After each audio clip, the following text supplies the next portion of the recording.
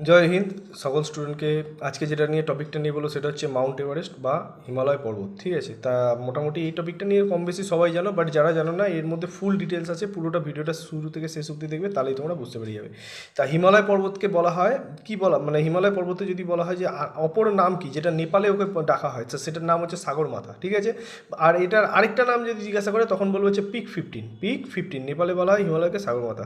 অনেক সময় এই কোশ্চেনটা দিয়ে দেয় যে প্রথম হিমালয় কে উঠেছিল। প্রথম হিমালয় উঠেছিল হচ্ছে গিয়ে তেনজিং নরগে, আর ওদিকে হয়েছিল এডমন্ড হিলারি।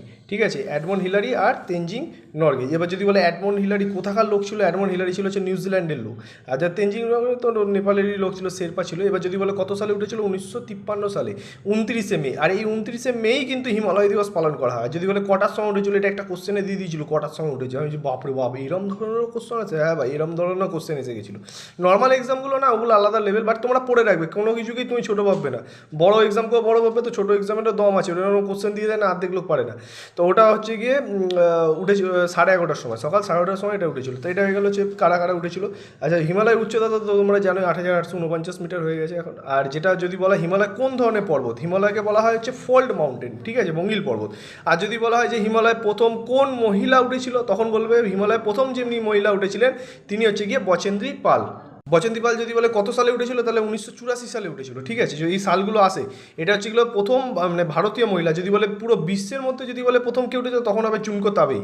ওটা হয়েছিল 1975 সালে 16ই মে। ওটা 1975 সালে 16ই মে। এবার যদি বলে চুনকো তাবেই কোথাকার লোক ছিল, জাপানের লোক ছিল।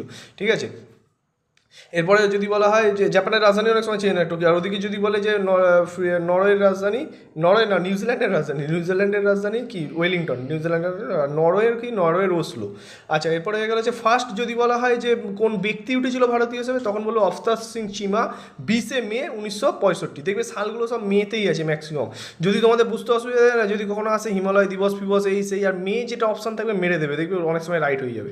আচ্ছা, আর যদি বলে দুবার উঠেছিল, তাহলে সন্তোষ যাদব দুবার উঠেছিল। আর যদি বলা হয় যে কোনো হ্যান্ডিক্যাপ ব্যক্তি কে উঠেছিলেন, তখন বলবে টম রিক্টার। উনি নিউ ইয়র্কের লোক ছিলেন, মানে আমেরিকার লোক ছিলেন।